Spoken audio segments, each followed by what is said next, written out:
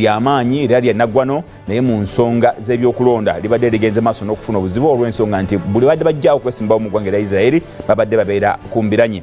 Emyaka gino egiwedde bakagenda maaso n'okulonda emirundi 5 okumanya nti okulonda emirundi egisukka mu 5 mu bbanga ettono ennyo.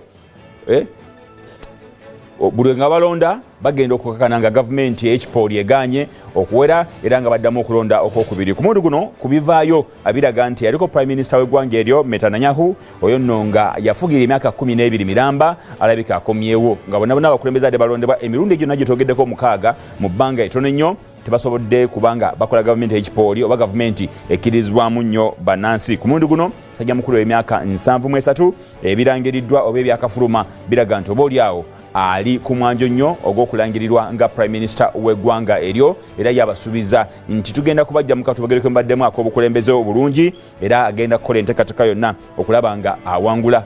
Yawangudde prime minister abaddeko Yayivu Lapid wabula nga Yayivu Lapid agamba nti nno wadde ebirangiriddwako biraga nti ono agenda asolobamu oba oli awayinza okuba nga yaliidinga naye yetakkiriziganya nakugamba nti nno yamaze okuwangula. Naye amawulire gonna galaga nti Netanyahu yandibanga agenda kukomawo ate afuga eggwanga lino erya Isirairi. Awo nno mulindirire okumulaba envuluna bibya ng'akomyewo wadde mukadde nnyo naye ategeera nnyo ensonga za West Bank, ensonga za Palestine ate n'ensonga ezo ezibadde zigenda maaso nnyo okulumya abantu abalala omutwe. Yagamba nti abisobola tekubeere kwogerezaganya ne banne abali mu mawanga amalala asobola butereevu okutwala eggwanga erya Isirairi mu maaso. So embeera bwe zityo bwe zitambudde mu bitundu ebyo eby'enjawulo wane waffe mu ggwanga lya Uganda ensonga nnyingi ezikyatambula zetwagala okuba nga tutunuulyako naddala nga tuli mu bulwadde obw'Ebola.